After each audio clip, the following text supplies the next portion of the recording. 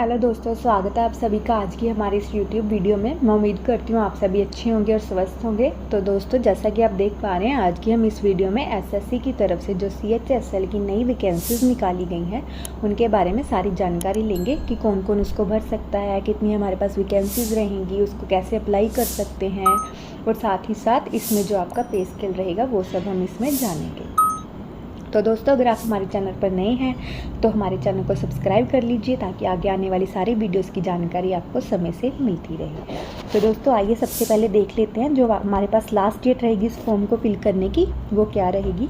तो दोस्तों, जैसा कि आप देख पा रहे हैं, आप इस फॉर्म को 23 जून से लेकर के 18 जुलाई तक जो है फिल कर सकते हैं, यानी कि जो आपकी लास्ट डेट रहेगी वो 18 जुलाई रहेगी रात को 11 बजे तक। उसके बाद दोस्तों, जो आपकी फ़ी पेमेंट की लास्ट डेट रहेगी वो 19 जुलाई रहेगी। और अगर आपसे एप्लीकेशन में कोई गड़बड़ हो जाती है, कुछ आपकी इन्फॉर्मेशन गलत फिल हो जाती है, तो आपको 2 दिन का समय दिया जाता है उसे सही करने का, जो कि आपको 23 जुलाई और 24 जुलाई को दिया जाएगा। उसके बाद दोस्तों, जो आपका Tier 1 का एग्ज़ाम रहेगा वो सितंबर में ले लिया जाएगा, जिसकी डेट आपको 8 सितंबर से लेकर के 18 सितंबर तक की दी गई है। और जो आपका Tier 2 का एग्ज़ाम रहेगा वो फेब या फिर मार्च में हो जाएगा। उसके बाद दोस्तों, आपको एक टोल फ्री हेल्पलाइन नंबर दिया गया है। ये आपका जो है टोल फ्री हेल्पलाइन नंबर रहेगा 1800 309 3063।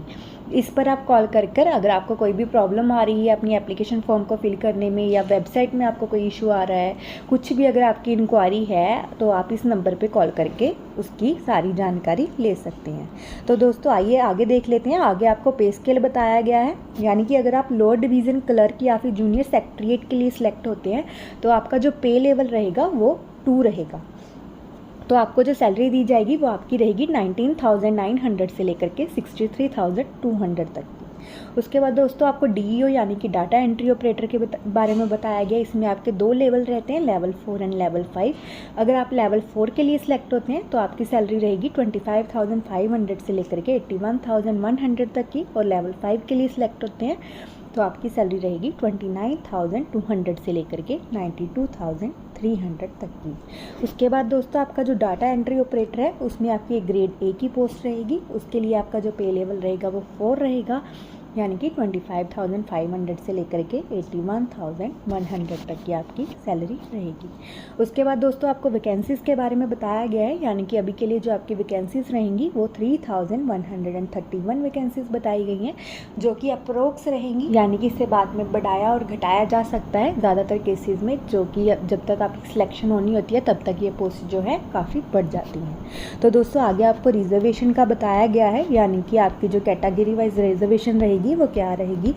तो दोस्तों, आगे आपको एज लिमिट बताई गई है। एज लिमिट जो आपकी रहेगी वो आपकी 18 से लेकर के 27 साल तक की रहेगी। इसके लिए आपको अपर एंड लोअर जो आपकी डेट ऑफ बर्थ बताई गई है आप चेक कर सकते हैं कि आप अगर उसमें आ रहे हैं तो आप इस कोई भी पोस्ट के लिए अप्लाई कर सकते हैं। आगे दोस्तों, जो मैंने आपको बताया था अभी, रिजर्वेशन यानी कि रिलैक्सेशन जो रहेगी SC ST के लिए जो रहेगी 5 साल की रहेगी, OBC के लिए 3 साल की रहेगी, फिजिकल जो हैंडीकैप्ड रहेंगे उनके लिए 10 साल की रहेगी, OBC में 13 की रहेगी, SC ST में 15 की रहेगी, एक्स सर्विसमैन जो होते हैं उनके लिए 3 साल की रिजर्वेशन दी गई है। उसके बाद जो डिफेंस पर्सनल रहेंगे उसके लिए भी 3 साल की रहेगी, SC ST के लिए 8 साल की रहेगी, और जो सेंट्रल गवर्नमेंट के हैं उनके लिए 40 साल की एज तक का रहेगा।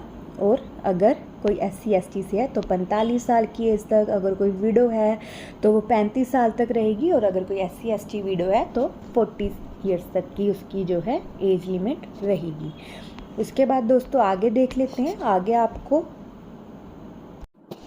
एजुकेशन क्वालिफिकेशन के बारे में बताया गया है, यानी कि आपकी क्या योग्यता रहेगी। अगर आप डाटा एंट्री ऑपरेटर के लिए जो है फिल करते हो पोस्ट, तो आपको जो है 12th स्टैंडर्ड पास करना कंपलसरी रहेगा, जो कि आपका साइंस स्ट्रीम में रहेगा, यानी कि आपके पास मैथ जो है होना चाहिए है। उसके बाद अगर आप LDC या फिर JS से या फिर DEO ग्रेड A के लिए अप्लाई करते हो तो भी आपको 12th स्टैंडर्ड पास होना कंपलसरी रहेगा, या फिर कोई और आपके पास इक्विवेलेंट एग्जामिनेशन का पास होना ज़रूरी है। यानी कि जिसने भी 12th स्टैंडर्ड कर लिया है या अभी वो 12th स्टैंडर्ड में है बट उसका रिजल्ट नहीं आया है, तो वो जो है इस पोस्ट के लिए अप्लाई कर सकता है। बट ध्यान रखिएगा कि जो आपकी क्वालिफ़िकेशन है वो 1/1/2026 से पहले कंप्लीट हो जानी चाहिए। तो दोस्तों आगे देख लेते हैं। आगे आपको बताया गया है कि आप इस फॉर्म को कैसे फिल कर सकते हैं। इस फॉर्म को फिल करने के लिए आपको एसएससी की ऑफिशियल वेबसाइट ssc.gov.in पर जाकर अपनी रजिस्ट्रेशन करनी पड़ेगी, और अगर आपने रजिस्ट्रेशन पहले से कर रखी है तो आप सीधा इस फॉर्म को अप्लाई कर सकते हैं। और दोस्तों अप्लाई करने के बाद जब आप अपने फॉर्म को सबमिट करें तो सबमिट करने से पहले एक बार अच्छे से अपनी सारी डिटेल्स को चेक कर लें कि वो सही है, ताकि आपको बाद में कोई भी रिजेक्शन की प्रॉब्लम ना आए। उसके बाद दोस्तों आपको एप्लीकेशन फ़ीस बताई गई है। जो कि आपकी फ़ीस रहेगी वो आपकी 100 रुपये रहेगी, जो कि नॉन रिफंडेबल फ़ीस रहेगी। और जो वुमेन रहेंगी कोई भी कैटेगरी की, या फिर कोई SC ST रहेगा, कोई पर्सन रहेगा जिसको बेंचमार्क डिसेबिलिटी है, एक्स सर्विसमैन, इन सबको जो है फ़ीस माफ़ की गई है, यानी इन्हें कोई भी फ़ीस पे नहीं करनी है। आप जो अपनी फ़ीस है वो सिर्फ ऑनलाइन मोड से ही पे कर सकते हैं, और जो आपकी फ़ीस पे की लास्ट डेट रहेगी वो आपकी 19 जुलाई 2025 की रहेगी। और दोस्तों अगर आपने फ़ी पे नहीं करी है तो जो आपका फॉर्म है उसे इनकम्प्लीट माना जाएगा और उसे रिजेक्ट कर दिया जाएगा। उसके बाद दोस्तों विंडो एप्लीकेशन जो मैं आपको पहले ही बता चुकी हूँ, अगर कोई गड़बड़ हो जाती है जिसके आपको 2 दिन दिए जाएंगे, 23 और 24 जुलाई, आप जो है इन दोनों तरीक़ों में अपना जो है एप्लीकेशन को सही कर सकते हो। और आप अपनी एप्लीकेशन को 2 बार ही सही कर सकते हो, और पहली बार सही करने के लिए आपको 200 रुपये फ़ीस पे करनी पड़ेगी, और दूसरी बार सही करने के लिए आपको जो है 500 रुपये फ़ीस पे करनी पड़ेगी। उसके बाद दोस्तों आपको एग्जामिनेशन सेंटर बताए गए हैं। यहाँ पर आप अपना रीजन सेलेक्ट कर सकते हैं जो कि सेंटर में दिया गया है, उसके अकॉर्डिंग आप अपना एग्जामिनेशन सेंटर जो है चेक कर सकते हैं, जो भी आपको सबसे नज़दीक लगेगा।